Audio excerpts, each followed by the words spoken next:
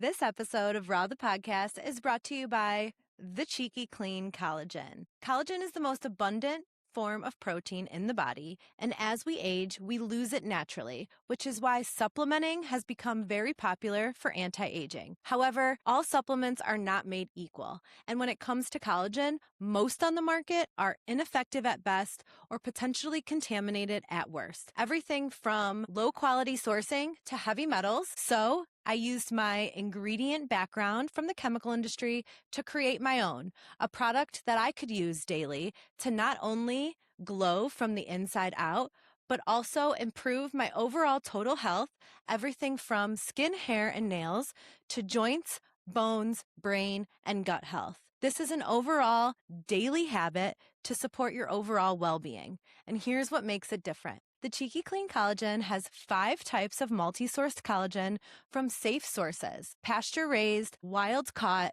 and grass-fed to assure the highest quality and effectiveness. This also contains vitamin C as well as silica derived from bamboo sources. The silica and the vitamin C make the collagen super effective, safe sourced, and an easy addition to your daily routine. Because it's unflavored with absolutely no chemical additives or additional ingredients besides the high-quality product itself, you can mix it seamlessly into any beverage of your choice, whether that's your daily tea or coffee, smoothie, Greek yogurt, bake with it. The options are endless. It is my honor to offer our Raw the Podcast listeners a deal to shop the collagen today at ConsciousCart.com with the code RAW10 for 10% off. That's ConsciousCart.com, code RAW10 for 10% off the cleanest, most effective collagen on the market. I hope you enjoyed today's episode, and I'm honored to learn more and live better with you.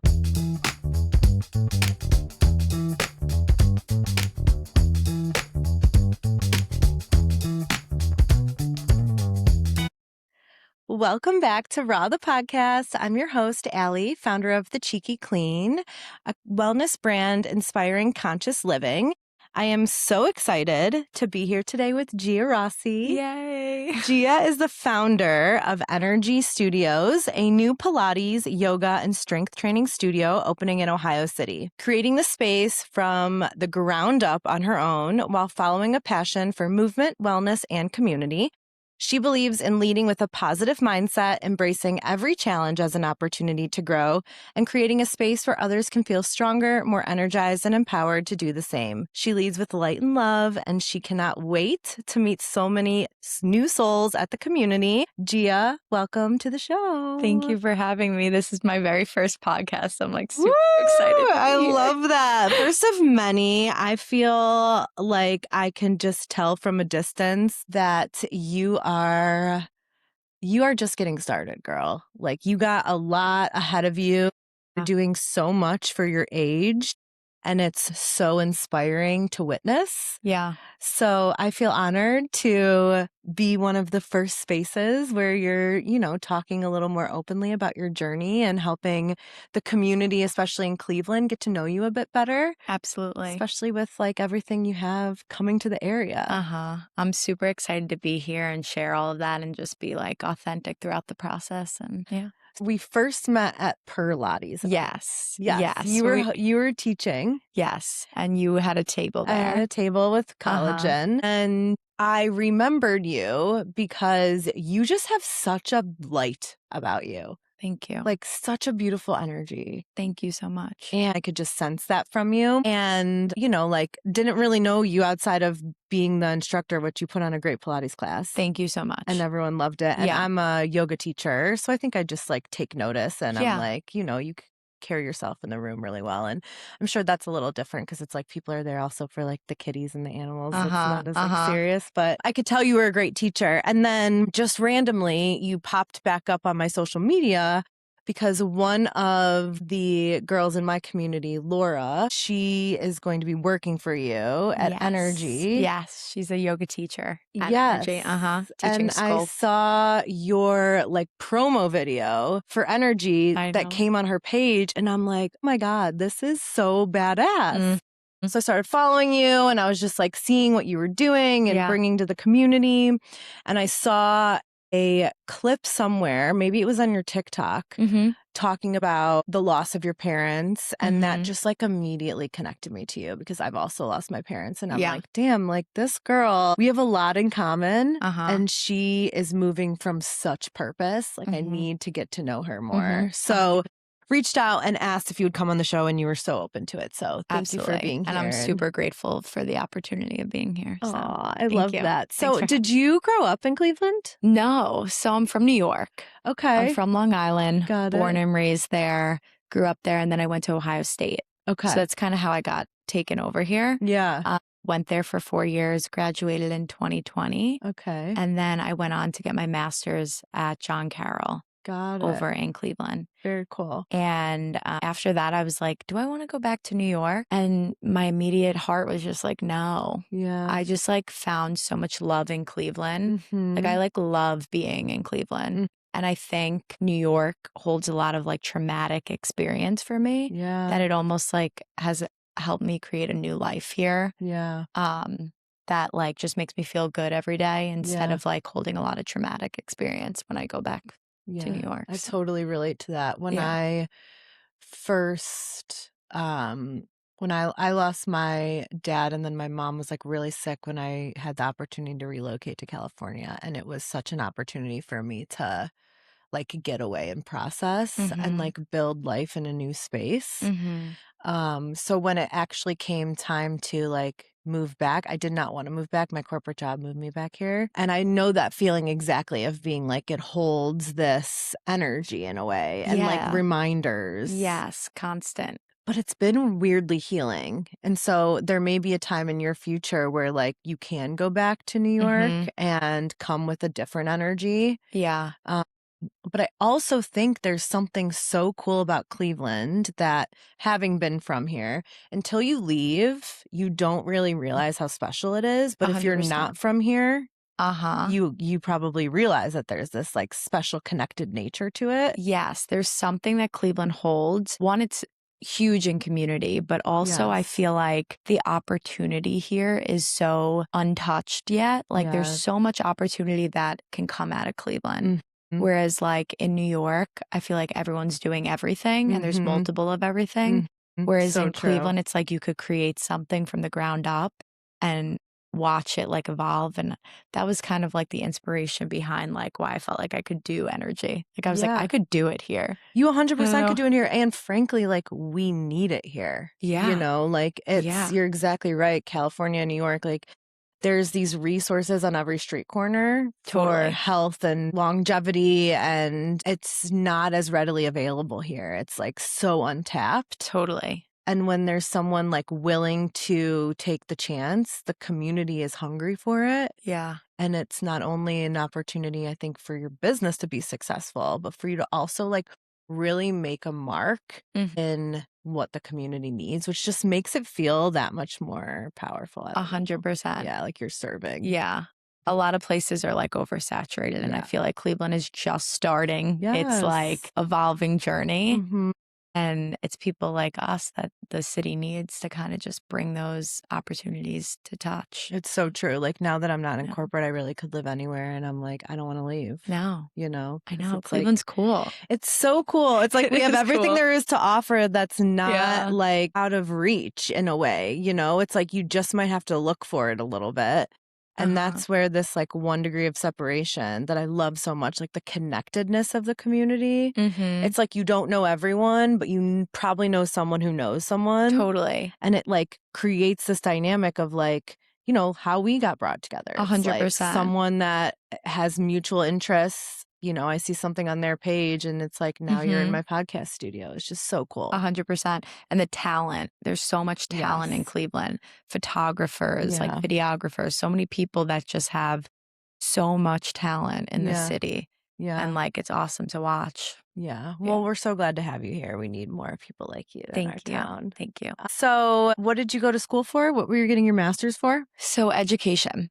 So I was going to go and be a principal. Yeah. Which is like, feels so, I was going to be a principal. It's just like, that's so cute. But I just like, I realized being in education, I was like, I love teaching people. I love kids too. So that was partially why I went into it. But I love teaching people, but I was like, I gotta follow something that I'm passionate about. Yeah. And weirdly, I feel like education comes into what I'm doing because I'm leading these classes, I'm teaching people. Yes, it's just in a way, it is. in an outlet that I'm passionate about instead of like, you know, their SATs and ACTs and all of these things that I was like, I really don't know anything or really want to know much about that. The coolest thing about entrepreneurship is you are able to create to your unique abilities without the like pressure and structure of the systems. You know, like I feel like that's how I felt in corporate. It's probably how you would have felt as a principal, is like you have this innate ability to teach and that's what you went into the field for. But then you're going to be bound by this box of what you need to follow, have to have you do, which is really just like hitting these test scores. And you're going to end up doing this much teaching and this much BS. And that's how people, I think, get like unaligned and uninspired. 100%. And I realized like I was teaching second grade and kindergarten and the babies. Yeah. I realized my favorite part was like leading them through yoga in the morning. And I was like, why do I like this so much and not like them learning? Like it was obviously very beautiful to watch them like learn how to read and their starting journeys of that, because that's really important too. And I see the value in it. But I loved helping them like connect with themselves and their bodies and like learn what it looked like to like take a nice deep breath. Things like that. Like that was beautiful to watch. And I was like, I need to be doing that for like everyone. Yes, because it's not something that we're always taught in school, you know? And I look back now and I'm like, I've gained so many resources for mindfulness and movement, but I've had to do it on my own as an adult. Totally. It's not this inherent thing that we're trained with, right? You know, growing up in public school. And so I think there was probably like something in you that was really drawing you to that for a reason. Yeah. That's so cool. Yeah. So are you a certified yoga teacher and then Pilates teacher? Like, how did that path happen? Has movement always been important in your life? Yeah. So I'll kind of tell you from the beginning, like how it kind of started. Yeah. So I was in college at Ohio State. I danced in college. Okay. So I already was like into, you know, movement, of course. And then when I was in college, I lost my mom to an eating disorder, which that's definitely something I'd love to touch on in this podcast. Yeah. After that, I got super deep into yoga. Yeah. Because I felt like it was like my outlet. Like I was going every morning before I started school. I was like connecting with myself, slowing down, breathing. Like I'm really big into breath and like breathing before and after class and stuff like that. And it kind of healed me, like slowly, but I realized the importance of movement. Then years later, I started like lifting weights and stuff like that. My dad was a bodybuilder. So after I lost him, I got very into lifting weights and strength training. And then I went over to Bali and Thailand for my Pilates certification because I was like, why didn't I get one more thing? Yeah. I was interested in it. It was new at the time. Like I feel like now it's become pretty populated, Pilates. But when I went, it was kind of like, oh, what's this? And then it's really only blown up over the last like 5 years. Literally. Yeah. Literally. Like it became this huge thing. And yeah, I'm certified mat and reformer. Very cool. And then I'll be teaching at the studio mat and strength training. I love that. Yeah. So, and you personally, when it comes to the way that you move and exercise for your body and mind, you do a mix then personally? Yes. So I mix I think it's nice to have all different kinds of modalities. Totally. That's kind of the idea behind Energi too, is that it has strength, it has Pilates, it has yoga. Love it. And there will be like integrated like walk clubs and things like that for like the cardio aspect. But I just do a bunch of different things. Like, I think it's fun to dabble into different things and not just focus, strictly on strength training, but also on yoga and connecting with your breath. Yeah. Yeah. I think those things are. I think it's important to have the mix. I think that's where like we miss sometimes as a society when it comes to anything. It's like one diet, one way of working out, like one like sole focus that you miss out on the opportunity of the benefit you get from having these other things incorporated. 100%. I'm such a fan of balance and variety.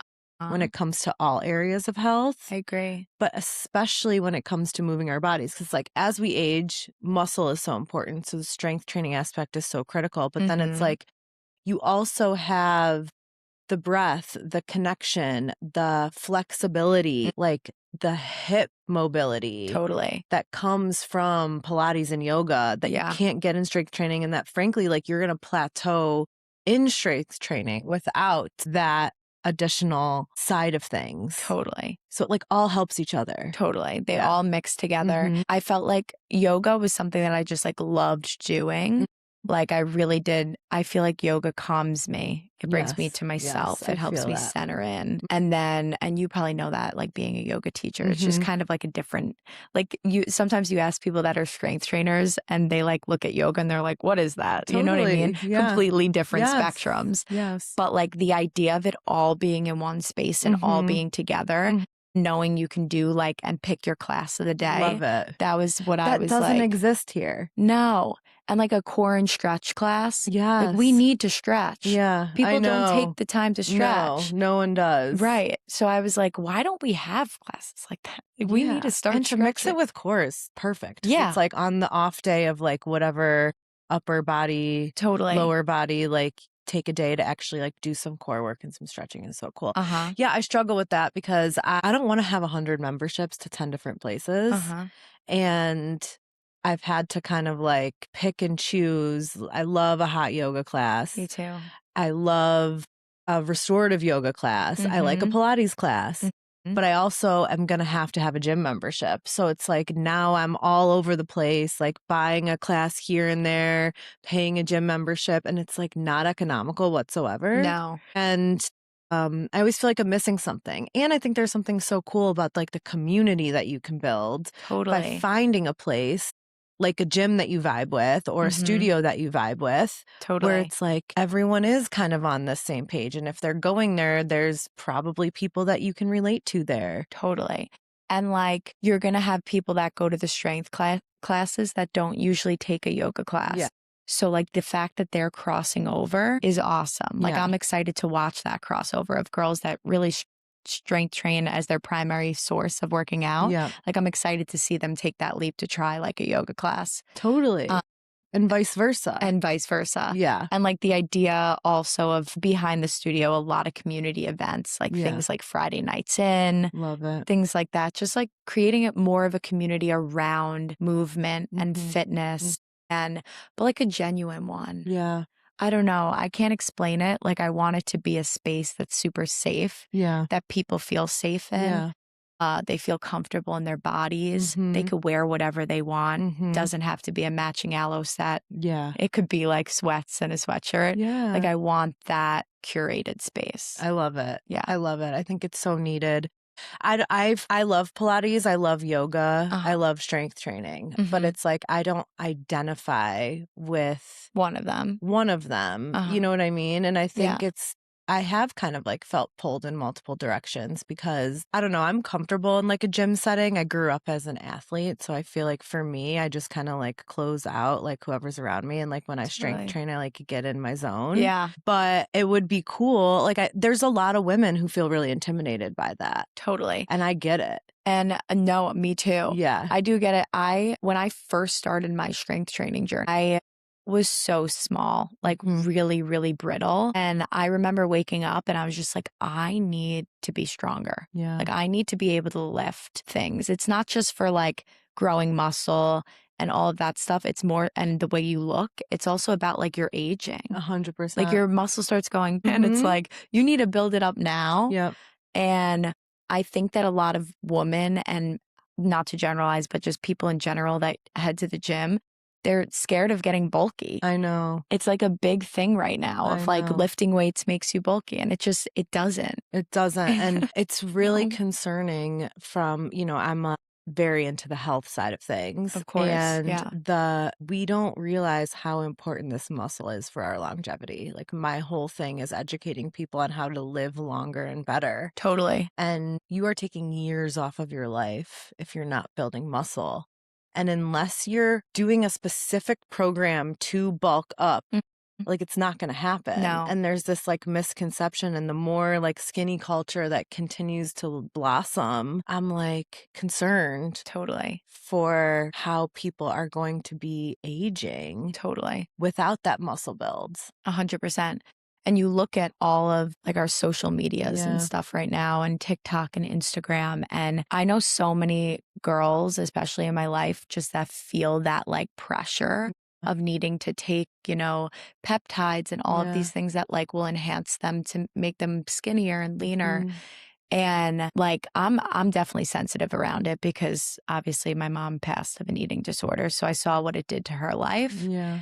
And I want like people that come to Energy to know that they're like supported every step of the way of their journey. Yeah. And if they feel like they're bulking or something like that, that they can like come to someone like me to be like, hey, I feel like I'm getting bigger. Like, what can I do? Or like how, and that's like a resource that I want to be too. Yeah. Is like someone they can rely on before they feel that. So. And that's incredible because it's like we have these, again, systems in place that kind of like think of strength training is similar to like the traditional medical system that's like been designed around men's bodies. And it's hard to find resources on the female side of things that are helping you get strong and build muscle, but still be lean and healthy while doing it. And I think that's where you're stepping up as a leader, especially in our community, of showing women you can have this lean body, but it's also strong and beautiful, and you can have both. It just requires a different type of movement. 100%. And, you know, like that's not always like accessible when you're just like in the gym training alone. It is hard to figure that out. And then you're like going and looking on like strength training websites and shit, and it's like all bodybuilding. Totally. So you're really like merging the world, which is cool. Yeah. You're really offering like a full circle approach. Full approach, which I want it to be like that. I want really everyone awesome to feel like they can go to like a specific class that they want to. They wake up and they say, okay, I really want to do something like this today, or I want to switch it up the next day. I want to do upper body. I want to work on my arms. I want to work on full body. So kind of just giving them that choice, an opportunity to dabble into multiple modalities. Very cool. Yeah. You mentioned that, I mean, both of your parents obviously have been instrumental in now your lifestyle and the way that you're living. I can totally relate because I think that's such a powerful thing when we can learn from the grief that we've been through instead of just like let it make us angry. So your mom passed away from an eating disorder. So your whole life, was that something that she was battling? Yes. So she was constantly battling. I was raised by my grandma. Okay. Because she was in and out of rehabs kind of my whole life. Okay. My mom. Yeah. And my mom was the best. Like genuinely, like I feel her sometimes because I feel like she gives me like the energy to do what I do. Like she was just like the best human ever.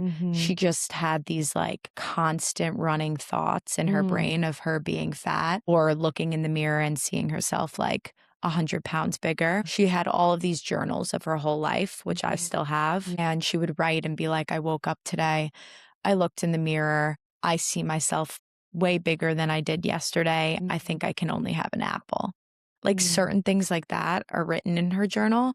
And I couldn't imagine, like she went through rehabs and so many like different things to try to heal her. Yeah. And when the brain's so powerful, like she just could not. So powerful. She couldn't shake it in her brain to be like, okay. Was that something that she had like through her childhood too? Or was it like later in life? In college. In college. She went away to college. She was like super fit in high school and stuff, but she was like, you know, like had some weight on her.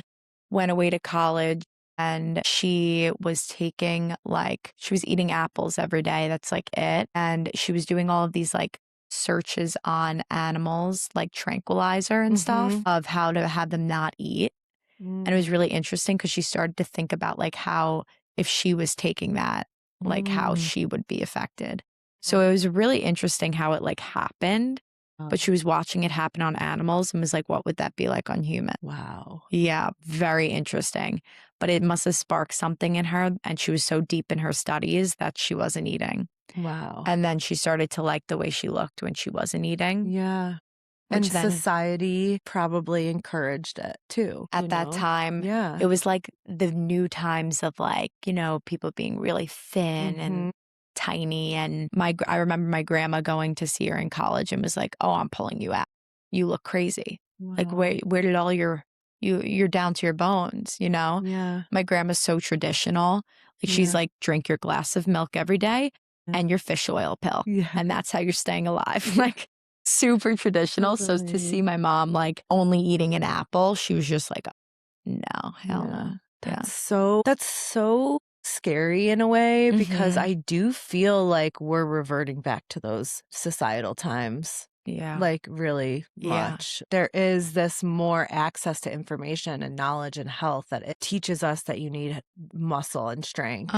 But the aesthetic and what we see from the celebrities, the like you go shopping and you're online shopping and you see the model and then you order it and you don't look like that on the model. What does that make you want to do? Exactly. Lose weight to look like the model. And like this like overabundance of access to now this quick fix that too can create such a frail physique that can be so dangerous to like women's brains, especially as we're growing up. And seeing this like I grew up in an era where it was like the 90s, skinny, everything. And now I feel like we had like a moment where it was body positive. And now with Ozempic and everything, we're like right back to skinny as in. And it's so detrimental mentally. It is. And it's also like, what are the long-term effects of that? What are the long-term effects? Like how is that going to affect you? Or like I'm seeing so much movement with like peptides right now and stuff like that on my For You page. And it's just like a lot of anything you're putting in your body, you really need to be conscious of what you're really putting in your body. Like that better than anyone. You started a brand based around that, like being conscious of what you're consuming. Like it's just, I think we are in this generation that people are looking for those quick fixes. They don't know the long-term results of it. And like having a mom that passed away from an eating disorder, I'm like super about balance. Like I'm super about still having your ice cream and going out and enjoying yourself and those kinds of things and having your wine and indulging, but like also having that piece that's like, let's hone in on our strength. Let's build our muscle. And like, you just have to have both. You have to have both. You have to. Because if you're two into one. So was your mom's experience, did that kind of awaken you to want to fuel your body in a way that was sustainable? Yeah, it was more so like less around, because when I was in college, it was also a big thing, the eating, like, and not eating. And I remember I would text her and be like, I feel fat, or like, I feel, this and that. And then when she passed, that like outlet of sharing that was removed from me. So that was like, I feel like a feeling I needed to like work through myself. And then when I started doing yoga, I was able to like, I don't know, it shifted my brain to like gratitude, being super grateful for everything around me and like my body, especially. So like my mindset went from like, I feel fat or something like that to like, how lucky am I to have a body that like can eat? Totally. And from then on, I was just like, I knew that like movement was going to be like something that saved me from ever feeling, disconnected from myself. So were you prepared in a way for it? Like, not obviously we're never prepared for our mom's passing, but like my mom was sick for a while before she passed away. I was going to ask. Was your mom like, were you kind of like at this point where you're like, this could happen soon, or was it sudden? So it was sudden, but it was really interesting because a large part of me was always worrying about her. I know that. Like probably like 95% of me. Like a lot was always worrying of like, will she make it another day? Will she make, because of how inconsistent it was. Like she'd be in my life, she'd move me into college, and then she'd be gone for like months. So I think that when that happened, obviously there was a lot of grief that came with it and a lot of healing that I had to do. But there was also this like weird 5% sense of like relief in the fact that she was like at ease. I know that feeling. And her brain wasn't like she wasn't constantly writing about how fat she felt and that's why I like push out to so many women and like the world that like you are so much more than your body. Because like I watched someone that was beautiful, radiant, like so many beautiful qualities in her. I watched her lose herself and lose her body on this earth to an eating disorder. Yeah. It's like you are so much more than your body. Just keep like so much more than your body. Yeah. That's so beautiful. Yeah. And so important. And I mean, it's such a testament to how powerful the brain is. Mm-hmm. And it's like not, you know, like everything is fuel, Mm-hmm. whether it's what we're eating physically, what we're filling our mind with. Mm-hmm. I love what you said about gratitude. It's like the most powerful thing that's 100%. free that you can add to your life that will change your life. And if you can, you know, like I'm a big meditator. I started meditating a couple years ago and it's really changed my life and the way that I've like, you know, I was like carrying a lot of grief and I'd be interested to hear how you've navigated it. Even if you have siblings, it's a personal experience navigating the grief of losing your parents that you're like put on this world and like eventually that catches up to you, you know? And it wasn't until I started to really like meditate and connect with myself and allow myself to feel these things that I could like let it pass through and open space for gratitude and joy. And I think we do carry like grief and pain forever, 100%. but it can also like coexist with these still really beautiful feelings in life. And sometimes it can be even like exasperated even more. Like I think I almost notice the little things in bigger ways now because I realize how precious they are. Right. You know? It's about And perspective. it's about perspective. It is. So how did you navigate the grief process? Navigating wise, I still am. Yeah. You know what I mean? I feel like it's constant. I think with the studio especially, it's been really cool. I look for little things of how they're helping me. Yeah. Like my mom's birthday is October 21st and I'm like really big on that kind of thing. So I've been seeing 2 1s everywhere. Every time I look at the clock on the hour, it's, you know, 10:21, 11:21. Yes.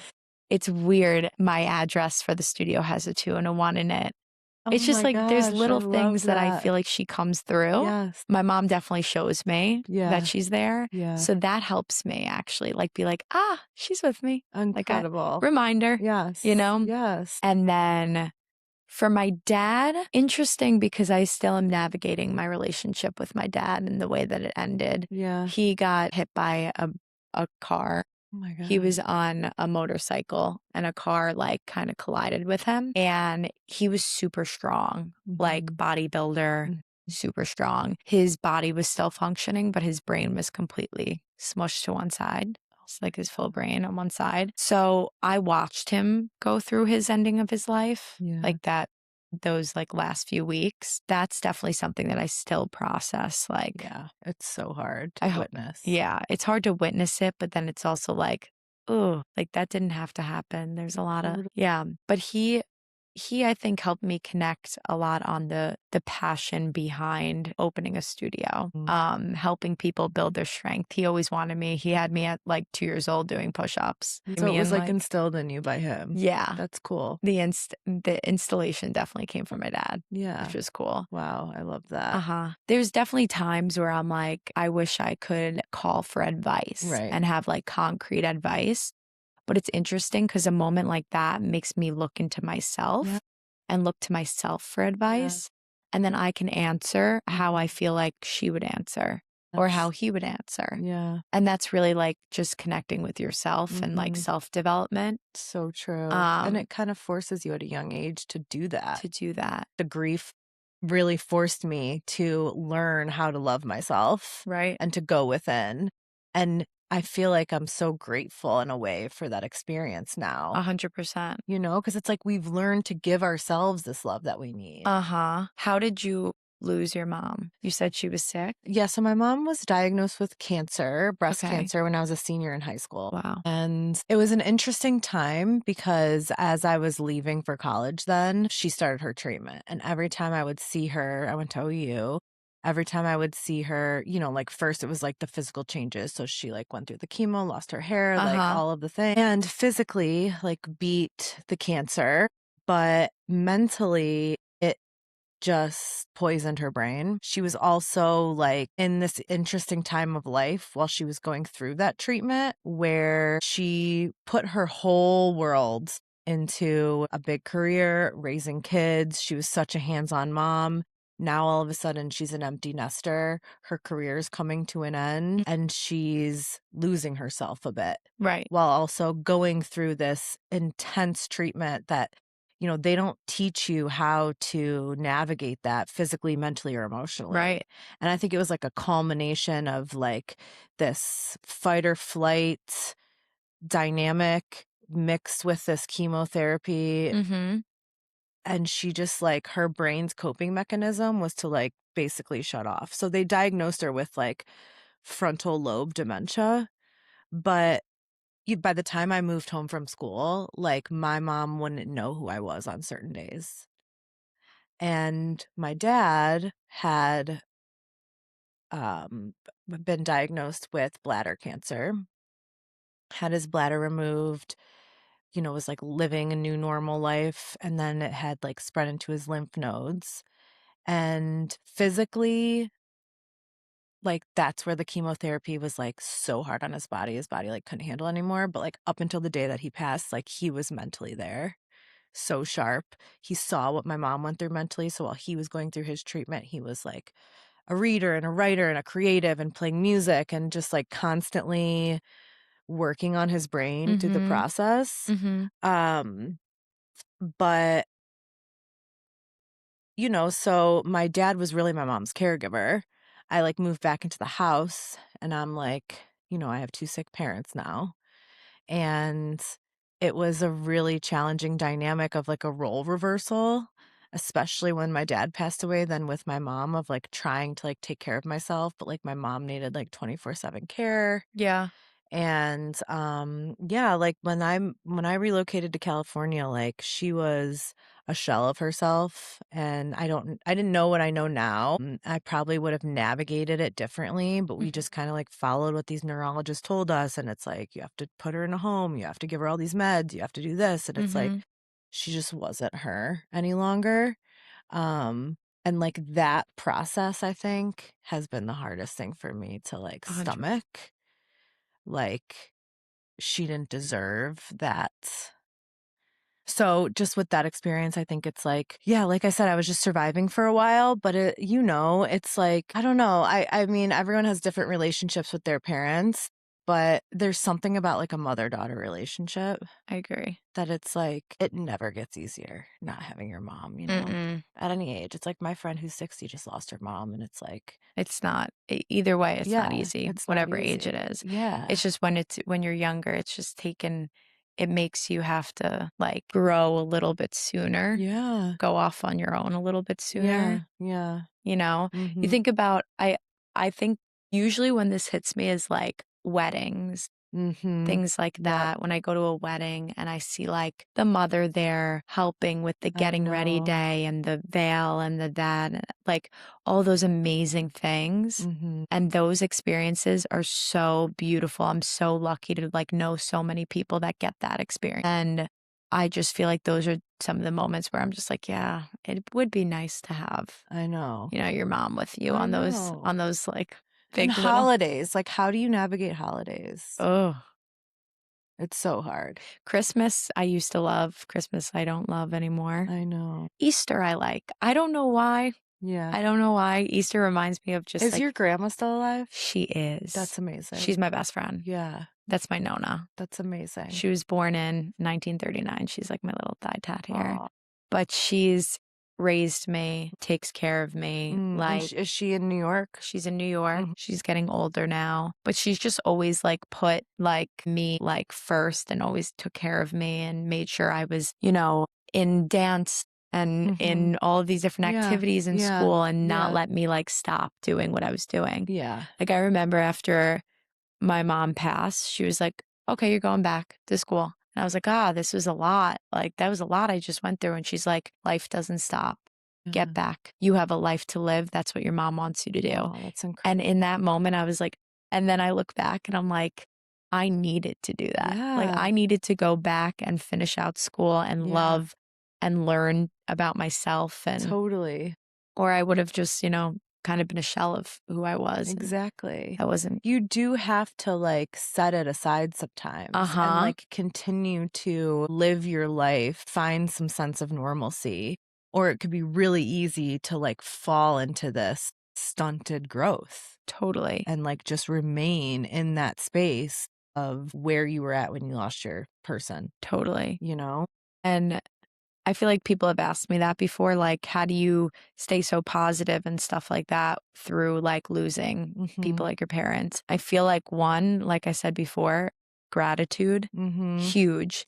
What you're grateful for, noticing the little things like smiling at the sun, the smallest moments. Yeah. And two, perspective, your outlook of how you see things, how you could choose to see the bad or you could choose to see the good. So true. It's really how you see things. Yeah. That's with everything, but your career, that's with so many things. Yeah. But you just have to choose what you see. Yeah. Have you found that navigating this grief at this age that you're at has affected like your relationships at all? Like friendships or more so relationship wise? I think both. Yeah, I think my friends are my family. So that's that side of things. Like I have amazing, amazing girlfriends. So powerful. And guy friends, honestly, that have showed up for me. You never forget that. Never. And I feel like God has put people in my path that are just like the right people at the right times. And I don't know if that's because like he's like, okay, let me throw you some balls and stuff like that. But I don't know, just with like the studio even, just the right people were put in my path to help me like navigate where to go, how to do it, and say like, you can do this. Yes. Like you're capable of it. Yeah. And that's, I guess, with friendships. Relationships are interesting for me to navigate because I know at the end of the day, I would love for whoever I'm with to meet my parents, or like know that side of me. Right. But sometimes that's uncomfortable to navigate in a conversation. Like, like they're like hesitant, like, should I ask her? I know. I find that to be such an interesting dynamic because it's like, I don't know how you feel, but it's like, I like talking about my parents. Okay, me too. But I think people feel like awkward asking. They do. And I think sometimes they feel uncomfortable in just talking about it in general. 100%. Yeah. Yeah. So it's like, and then when they hear, they're like, "Ooh, sorry," or like, I don't know. Whereas like, I love the idea of when like who I'm in a relationship with asks me like, 100%. how did your mom make you feel? Or what was your dad like? Or I think those kind of like moments make me like reflect a little bit more and remember what it was like. It's so true. So it's because it's like we still want to remember these memories of that. Where I've found like it is interesting to like be with someone in a relationship who maybe hasn't navigated grief before. Right. To connect on this level of like, sometimes you just want to like talk about it. Sometimes you're emotional, you don't even know why. Like, isn't it the craziest thing how like certain days it just like hits you? Hits. Like hard. And it's like sometimes you just need to like feel it. Yeah. And it's so beautiful, I think, when someone can hold space for that. But I also think it's like it comes with time and people have to like learn how to find their own comfort level with it. Totally. Well, it also makes you feel like closer to them knowing them. Yeah. Like whoever you're with knowing your parents. Yeah. The only way for that to ever happen is for them to ask about it. Yeah. And it makes you more connected. So true. So true.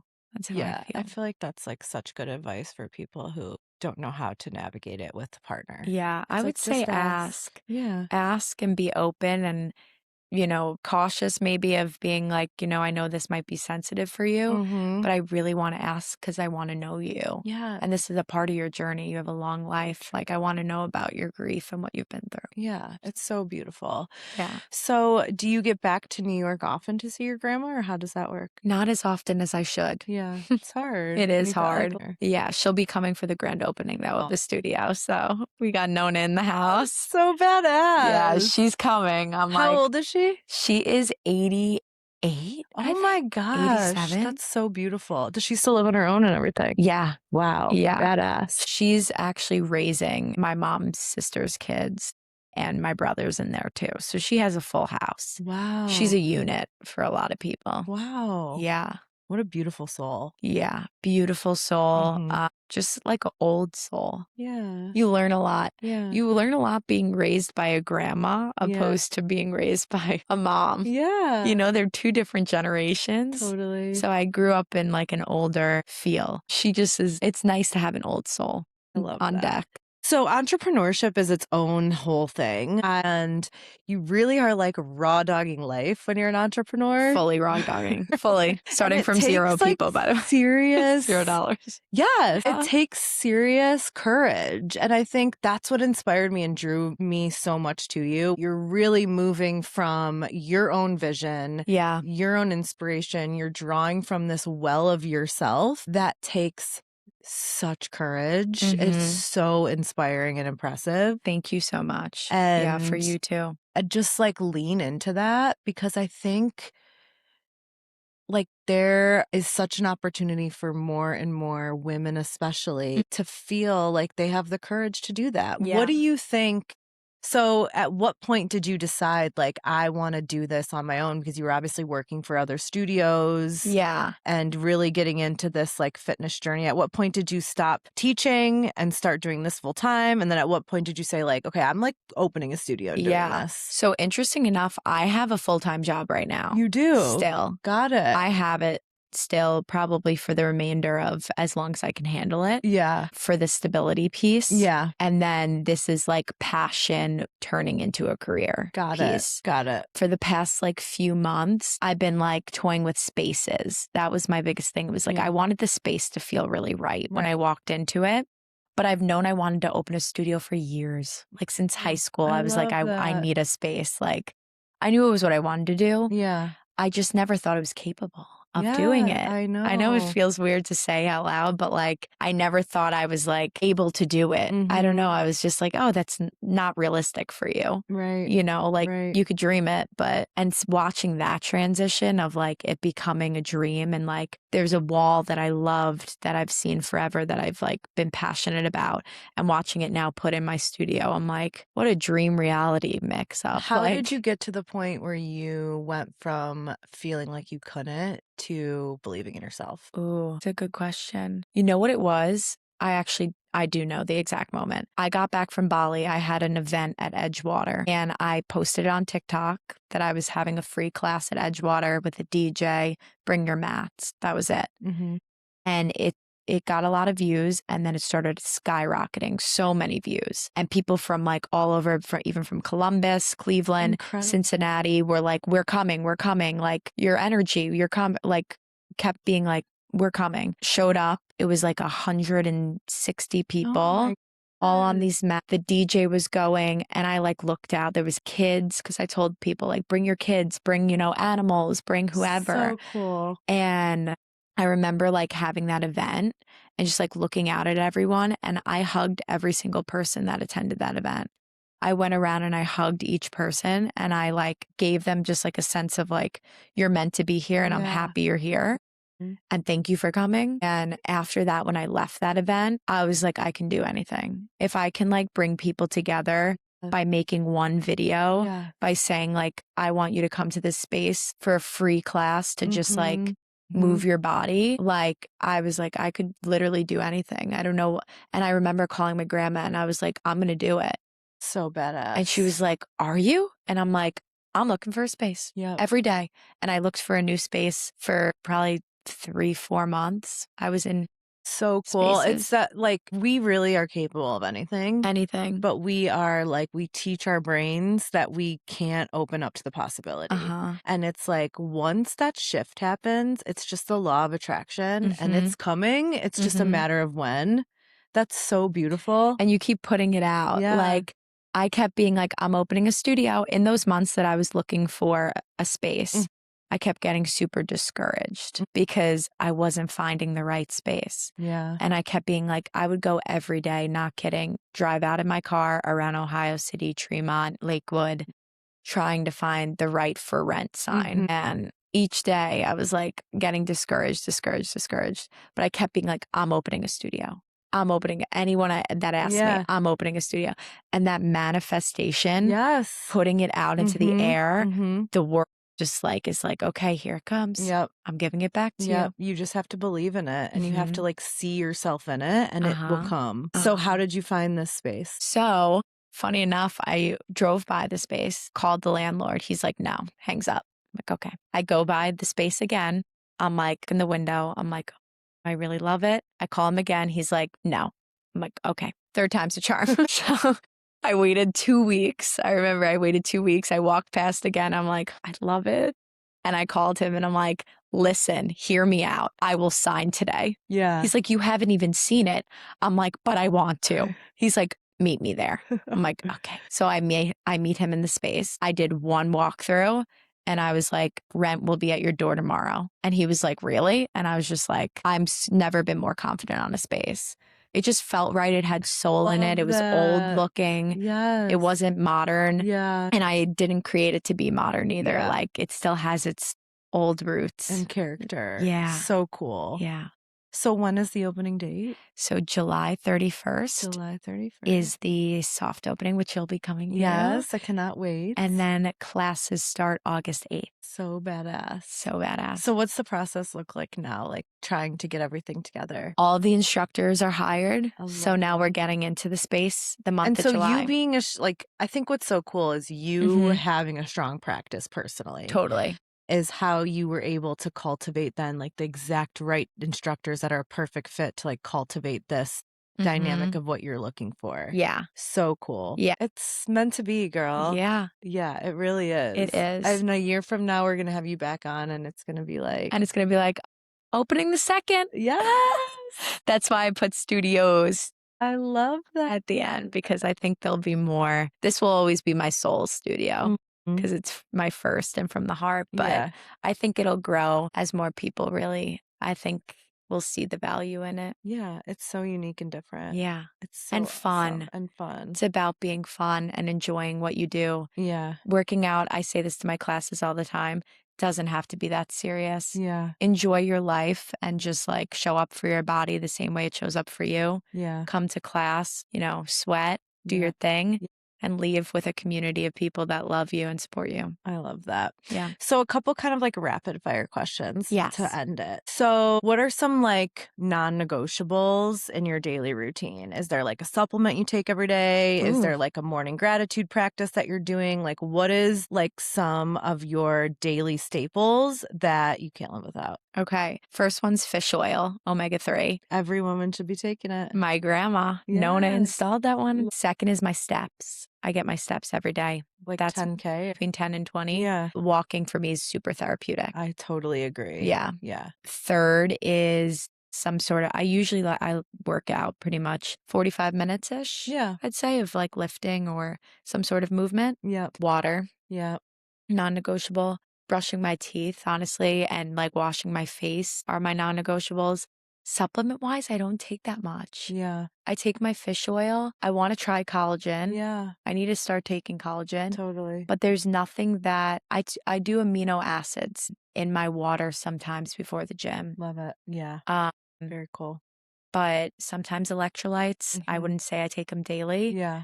But I'm pretty plain with my, like, I don't do a lot of things. Sometimes simple is better. Yeah, it's so true. I completely agree. Less is more. That's why I created the collagen, is because I wanted like one thing that it's like, if this is the only thing that you do and you're going to like drink your tea or coffee in the morning, it's just like one scoop and that's throw in it. there. Yeah. Which I love. So it's easy. Is it flavored? No. Oh, I love that. Yeah. What's like your guilty pleasure? Chocolate chip cookies.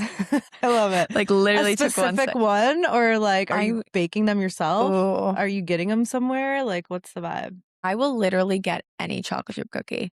Like if I go to any market, anything, I will try their chocolate chip cookie. Like 9.999 times out of 10. I love it. Yeah, I love a chocolate chip cookie. I love dessert.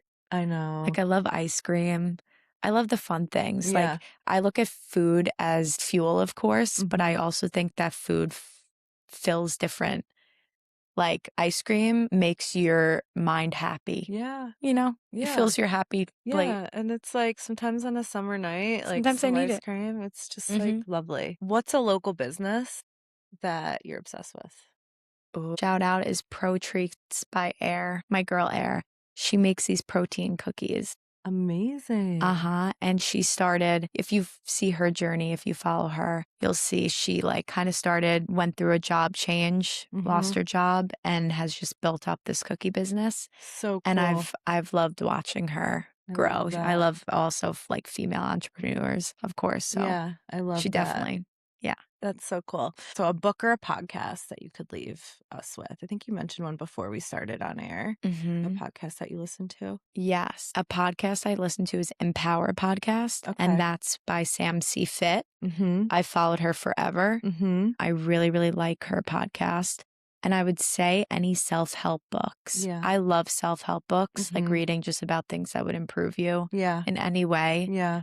I've done that a lot with healing. Totally. So I would say any self-help books. I love that. Do you do any therapy or anything like that? No. Yeah. I did on and off a little bit. But I talk to my friends a lot. I know. There's different forms of therapy. Like I've really never found too much value in like, and to each his own, you know, but like talk therapy, it's just like never really done it for me. I think like things are therapeutic in other ways. Walking to me is spiritual. Super spiritual. Like especially that's when I like am own. talking to God. Me too. You know, I talk to myself. I know. Yeah, I do a lot of such a talking. beautiful way to like reconnect back with yourself.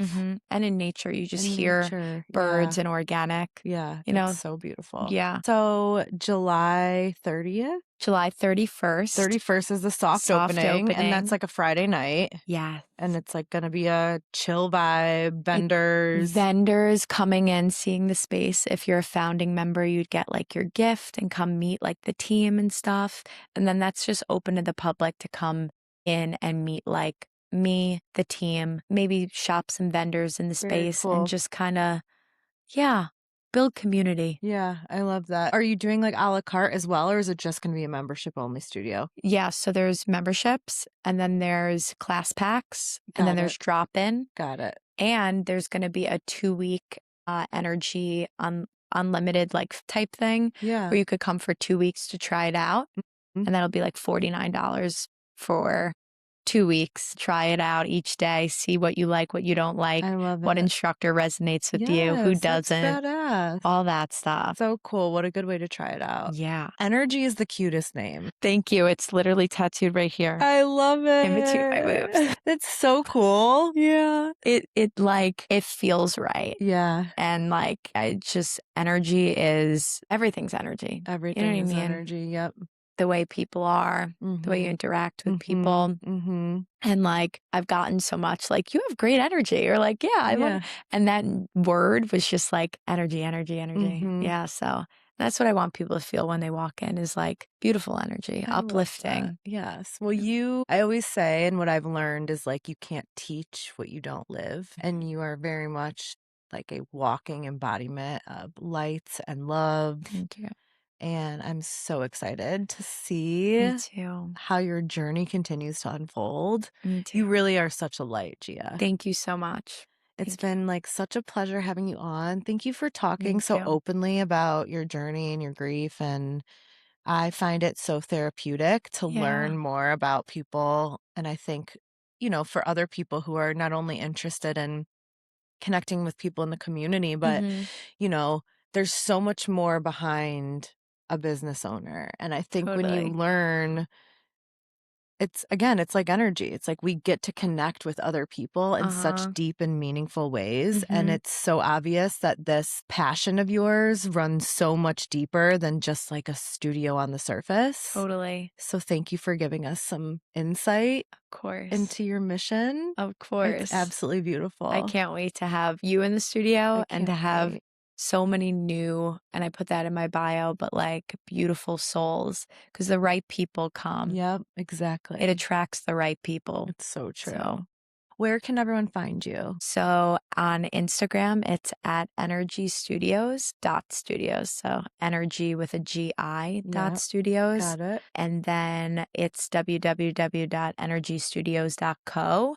CO. And that is how you'd get like memberships and see the class types and all that lovely stuff. Amazing. And then, yeah, TikTok is at _Gia Rossi. And I have some fun journey on there. Amazing. You can kind of see. Thank you, Gia. Thank you so much. If you guys liked this episode, please like and subscribe at YouTube, Apple, and Spotify. You can continue to follow the journey at Raw the Pod on Instagram and join the community at The Cheeky Clean. So grateful to have raw, open conversations that help us all grow collectively. Thank you so much, Gia. Hey. Grateful for you, girl. Grateful for you.